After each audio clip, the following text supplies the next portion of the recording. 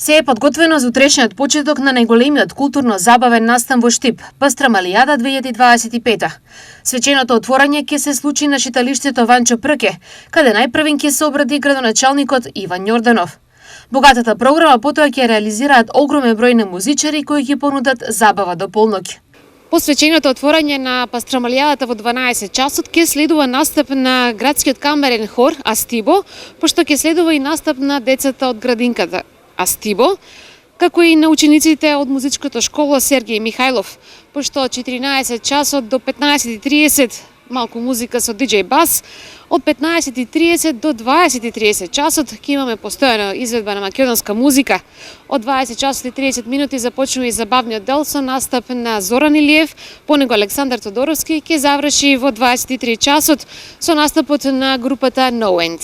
По сабота цела Македонија и пошироко ќе има можност непосредно да го следи досега најголемото музичко шоу на мегат-звездата Дино Мерлин. Пред големиот музички спектакл и настапот на Дино Мерлин, Вало Јаневски и Елена Ристевска, секако на читалиштето Ванчо Прке ни следува и друг настан, започнувајќи во 11 часот со настап на дечињата од градинката Вера Цервири Трена, пошто ќе има и настап на дечињата од Весело Штурче и од 12 часот и 30 минути до 15 часот ќе ве забавува Тасев B2B Голди.